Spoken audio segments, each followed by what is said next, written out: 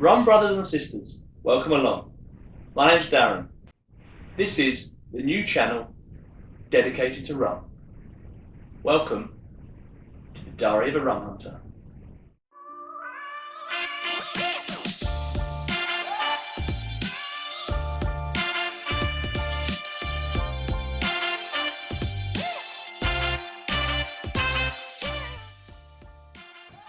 And kind of where this whole crazy rum journey started. So, there we go.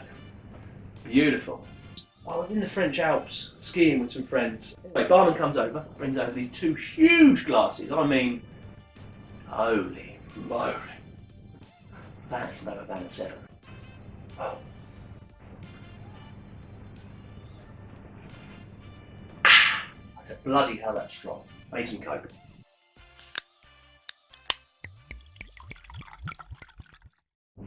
I have been thinking about this for a little while now. I just want to put something together for YouTube, man. You guys, what's going on in the magic rum room? Some of you may or may not have heard about it. Cool place, you come, sit down, chill, drink some rum, talk about rum. So I want to dust off the leather, invite you guys in. Come on down to the rum room. So, and from the top, where we want to go with this? I pretty much kind of run the same thing, and those themes are as follows.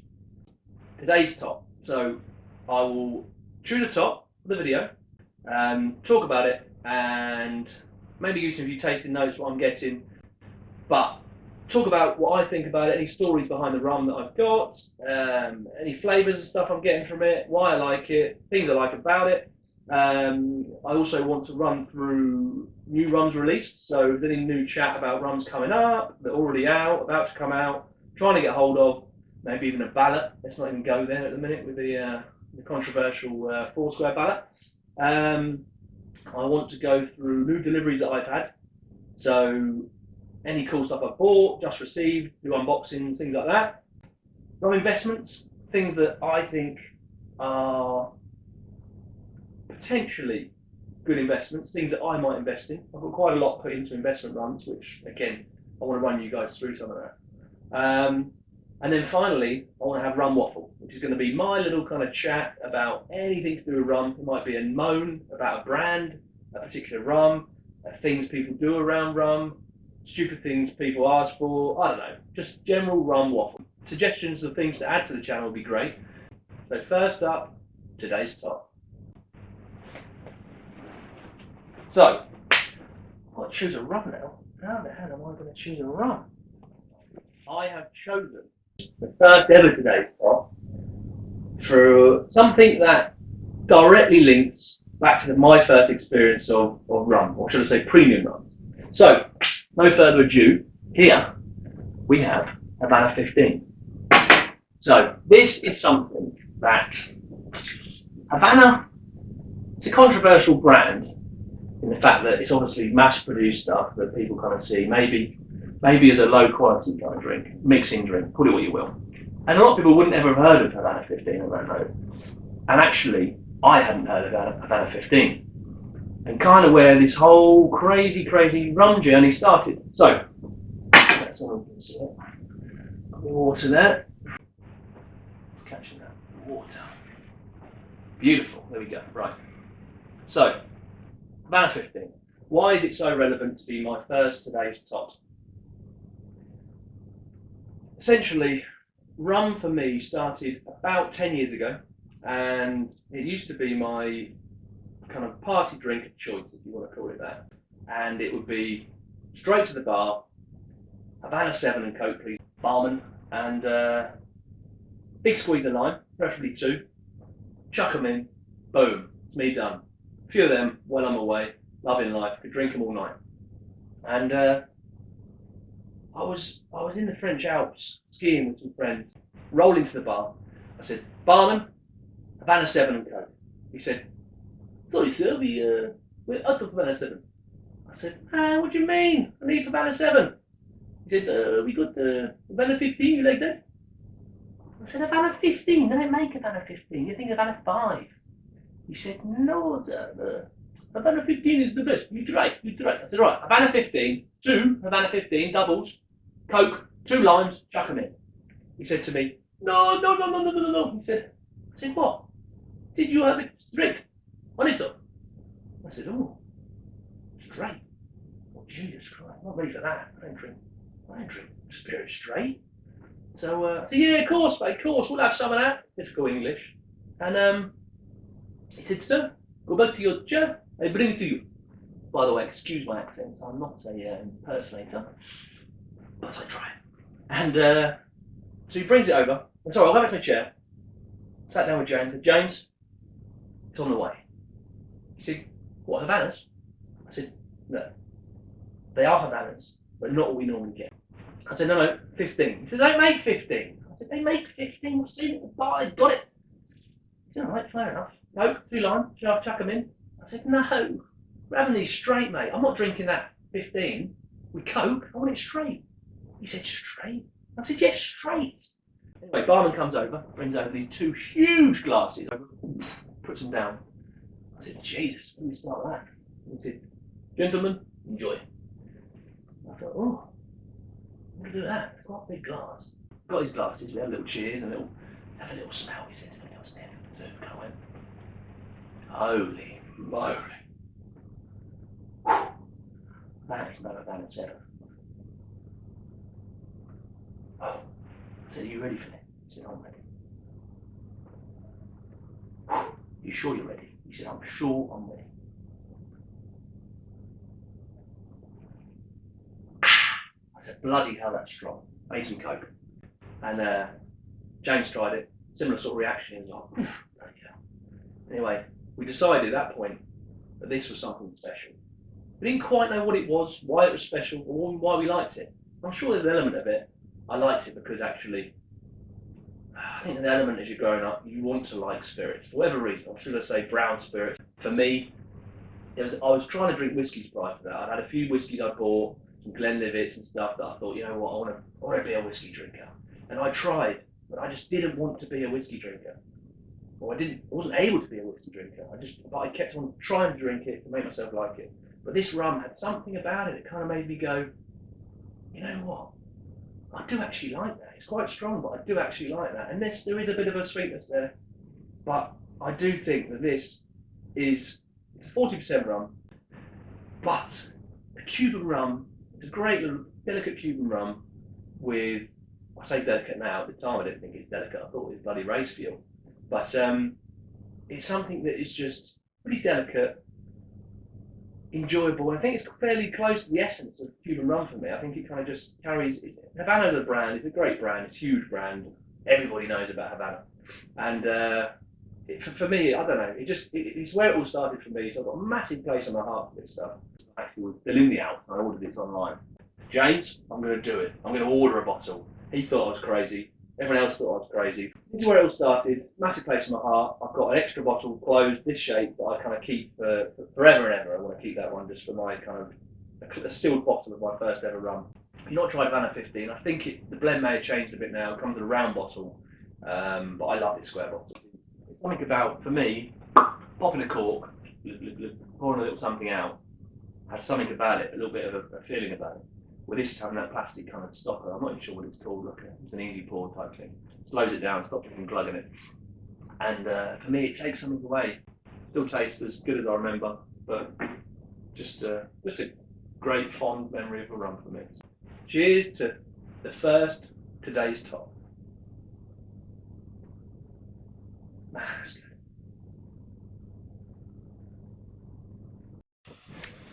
So, next up, new rums released. So this is what I want to talk about. Anything that's been released, spoken about being released, up and coming, going on at the minute, all the rest of it. So as far as the UK goes for me at the minute, Foursquare Sass has just, the ballot for the Whisky Exchange just finished. And from what it seemed, everybody I know that went for it didn't get a bottle, which is sad because there's 6,000 bottles. They must have released a fair amount to the UK. They've seen so many going to auction from the UK and Europe. It seems to be some place around in America, I think. But generally, there's a lot at auction, a hell of a lot at auction. Which all I will say is sad because massive following in the UK of Foursquare, and a lot of disappointed people. I managed to pick some up. Obviously, we got Luca's Little Miniatures 10 CLs, the Bellier Tasting Club, I think it's called. I've got that here. My little mini Sass. I'm sure many of you have got that. Let's see. There you go. Bottle 212 of 1100. So that's pretty cool. I've got a few samples of this, so I've not opened this one because I just think it's a super cute little bottle. I know Luca wants people to open them, but I've not opened it because I've got multiple samples of this from other sources. I've also got a full bottle of that somewhere hiding away. But essentially, Sass is a current big 4 square release, 4 square Bellier release, and I think it's tasty as hell. I think it is good. I think the search for it seems to have exceeded itself a little bit. But where are they going? Because from what I've seen, I don't really know anybody from the UK. I've heard a couple of people have got it, but not anybody I know. And I think, why is there no one really getting it? So that's that. Secondly, SBS, single barrel selection, 1423 DK, correct me if I'm wrong, I think that's right. Distributed by the Skylight Boys, and man, I'm excited. Like, for me, Guyanese is hands down my rum of choice. So I didn't say the best rum, because there is no best rum. But Guyanese, for me, is the best location for rum production. Massively, people crowding at the screens right now. I'm not sure what's going on. That's my opinion. 4 square, and Jamaicans, the Hamdens, the rest of it at the minute, obviously gone crazy. Not saying I don't like them, and Coronis, let's not forget Coroni. I love every rum. I've got bottles of all sorts which I'll run you through week by week, and there's nothing I don't like, but my top selection or top choice would most definitely be Guyanese. So SBS Guyanese releases, they're doing a cool tasting pack, 200 CL. I think I've got the Jamaican tasting pack, Jamaican whites, good stuff. These are little, check them out. These are little, super cool little bottles. These are, like I say, the white Jamaicans, which are amazing. And it's basically a cool set like that. They do the Guyanese, great way to try them all. Not breaking the bank to try 4 different rums, and some of them are meant to be pretty amazing. I'll find out for myself in time. Also being released in the full-size bottles. There's a couple of hundred of the tasting packs, a couple of hundred of each of the bottles, somewhere between 150 and 300, I think, of each. But yeah, for me, super excited about that one, because I just know they're going to be amazing. I've had a few of the SBS Guyanese releases before, and man, they're tasty. Like, yeah, damn tasty. They're like typically at 95% tropical aged. Little finish, a few months or a year or so in something else, but man, they're good. Seriously good. Excuse my slap.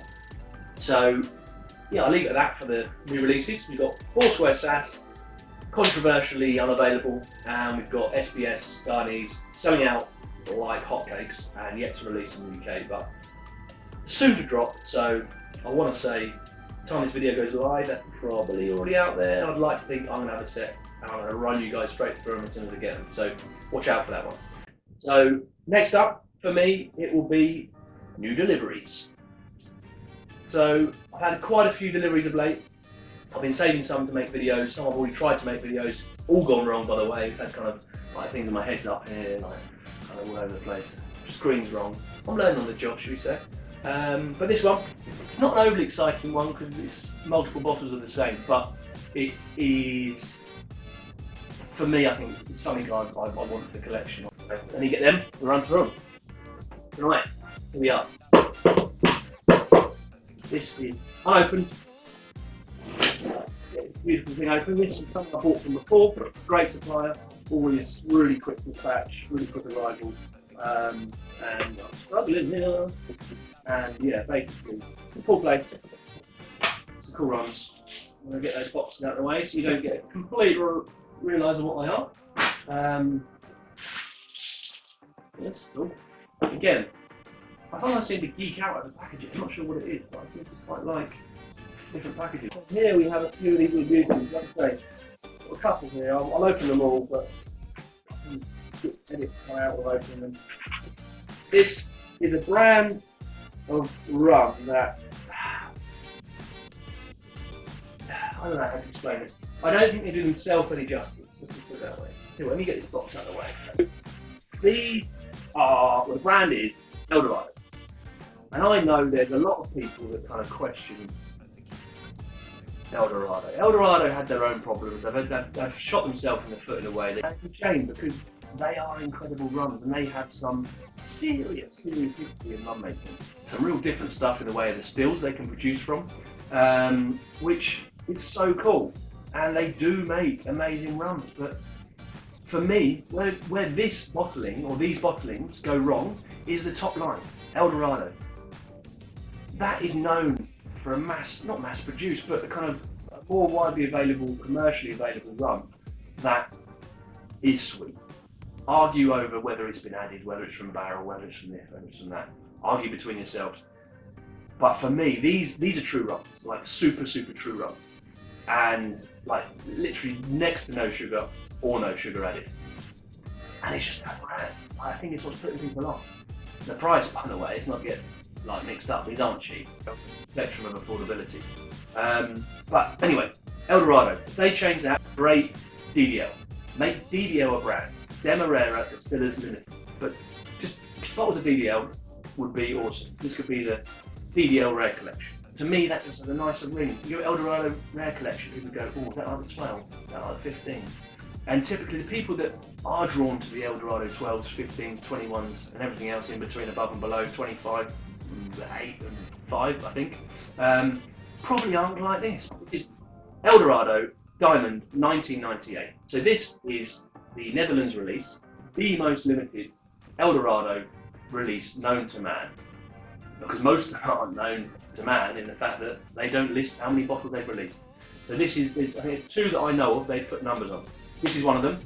This is bottle 275, all numbered, which again, that's handwritten, pretty cool. This one, and the other one, which I think is 798 releases, or bottles.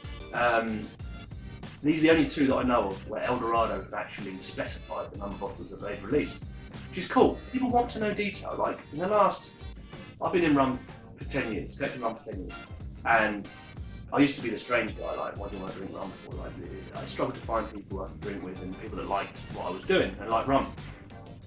Nowadays, there's lots of people out there. The community's getting much bigger. This is why I'm making this video, to share with you guys. And people like detail, or us rum bods, we like detail. We like to geek out over, well, me packaging, maybe not all of you. I realise that's not normal. But we like to geek out in detail. We like to know where it's from. We like to know what barrels. We like to know where it was stored. We like to know everything about it. The more detail, the better. So the sooner you guys, talking to Eldorado, DDL now, the sooner you guys put more details on it, the better. Luca is the man of mastering that detail. So his bottles tell you everything from cast numbers to number of releases, notation. It could be, for instance, a Coroni rum aged with Ghana. So I think he had a relationship with Eldorado DDL for a while, and some of his Coroni barrels went over to Ghana. Sorry, it was Guyana, not Ghana. And man, these for me, long term could be a good little money shot in the fact that these are not cheap, but they're not kind of Velier, Demerara prices, which, don't forget, what's inside this bottle is no different to what's inside Demerara's from Velier. Tropically aged from Demerara, from Guyana, and this so happens just to be ones that the master blenders or whoever chose from their own stock at DDL, where Luca's ones are ones that he's chosen. Don't get me wrong, Luca has a good taste to pick out good casts, but these guys know where their good casts are too, and I can assure you that some of these are great. I've got a bottle of this open. I've also got the French release open, which is the 798 bottle release. I've got the Port Morants, the Emeralds, you name it, I've got these all open. And they are great rums. Released in 2018. Right now it's 2021. That's 5 years ago. No, it's not. Incorrect math. That is 3 years ago. That's embarrassing. So I'm normally good at math, but I'm going to demonstrate some good maths. Don't worry. For instance, tell you what. This is bottle 275. It's 300 to go. They made 25 more after this. Quick maths. So So yes, lost my train of thought. This has been sat around since 2018, and I can still go and buy this now off the shelf. Don't get me wrong, getting into the country, wonderful Brexit, I mentioned Brexit, has made things trickier, and I was charged some import duties, which I'm going to make a video on actually, on import duties, to get you guys to try and understand, because I'm still struggling, but I'm learning as all these parcels turn up, how the duties are working. So, yes, if this was even a basic Foursquare, if this was a Hamden, if this was what seems to be anything else, it would sell out in minutes. Yes, this has been around for years. If I put this in a Bellier bottle and called this a Bellier Demerara, if I put Bellier Diamond 1998 300 bottle release, boom, it'd be gone. But this just sits around. So for me, I'm enjoying it because I'm able to pick these up, kind of collect a few in, drink a few, and hold on to a few for a swapping day, rainy day, whatever it may be. But these are great, and you guys are missing out. So that, for me, is a great little number, which I've got a few more. Let's see what other numbers I've got actually.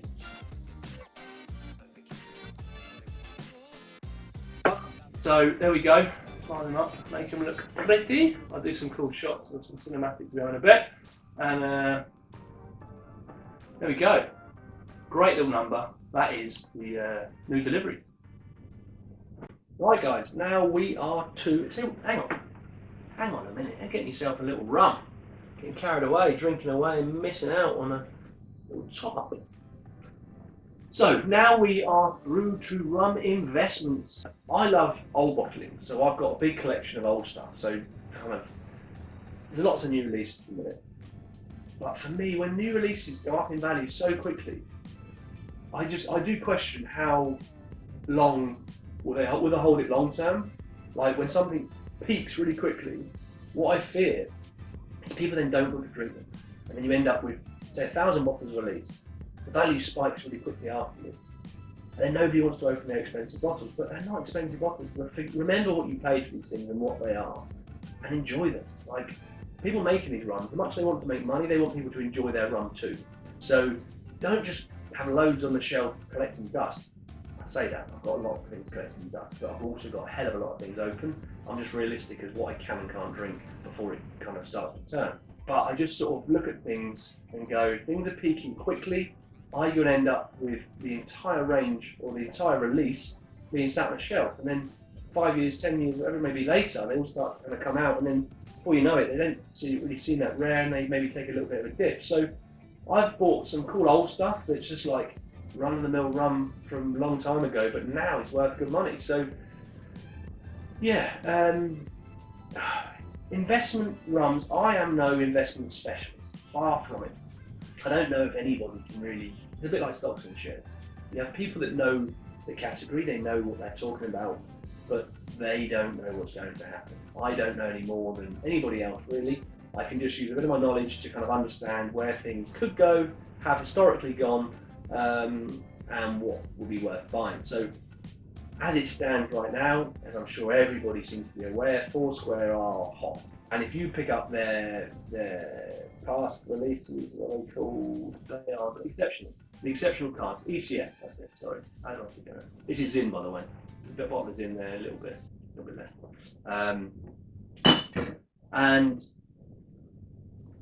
that's a good buy, by the way. Maybe 40 pounds, 45 pounds. Now, what are we going for? 300, 250? They almost just won't go down from there, but man, when 2004 Square 2006 Bellier release, people paying 650, 680 it was on that auction there. By the way, on the auction front, never forget things, they can catch you out. Let's just talk round figures. You've got, say you paid 680 for that 2006, 10% fees, £68 plus VAT, so it's 20% of 68. On top of that, then you've got shipping, then you've got shipping insurance. Before you know it, that bottle's going to be close to 750, maybe more, 800. It's going to be somewhere up there. Again, quick maths. But it, yeah, you just got to use your knowledge. Bit my Havana 15 good times. Just got a bit of Parma Violet kind of floral vibe from that.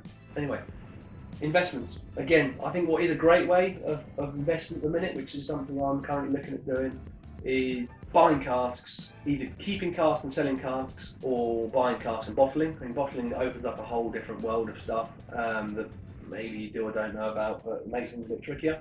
But if you buy a cask in bond, keep it in bond, pay the storage fees, and then sell a cask in a year, 2 year, 3 year, 10 year, whatever, there's some money to be made there, most definitely.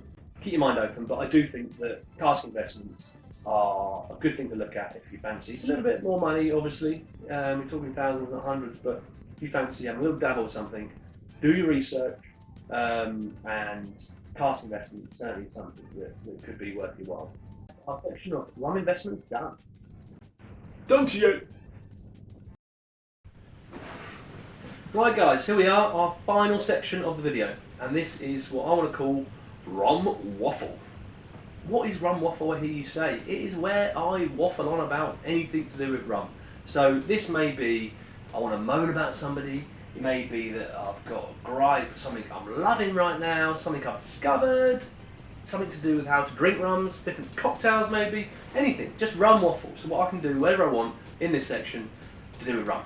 So, what is video number 1, Rum Waffle? So, for me, today, Rum Waffle 1 is what I'm going to call bottle splits. Bottle splits, not banana splits, bottle splits.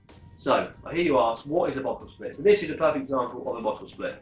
That is a 25 centilitre bottle, so 1/3 of a bottle. One of us purchases it, and then we decant it into 3 equal sized bottles, pass it out between friends. This one I made labels for, so pretty cool, little mini labels kind of to match the, well, I say match, take a pinch of salt with that. But you can select what you want to try. So let's say we see this bottle of rum for £90, and you go, man, I don't want to like it. It's a simple concept, by the way. I don't want to teach you how to suck eggs. You just kind of go, £90 is a lot of money, of anybody's money, to spend on a bottle of rum.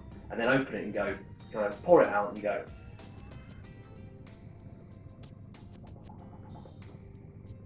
don't like it. And basically that bottle then just goes to the back of the shelf, never to be seen again. Not ideal. No one wants to be doing that. That £90 bottle between you and 2 friends, all of a sudden £30, and if you don't like it, it's not the end of the world. But definitely a good way for you guys to try something different sometimes when you're a bit sceptical about spending the money. So bear that in mind. Little tip from me to you. Bottle splits. So second point from Rum Waffle is, actually forgot what was a Rum Waffle like that. What was? Oh, okay.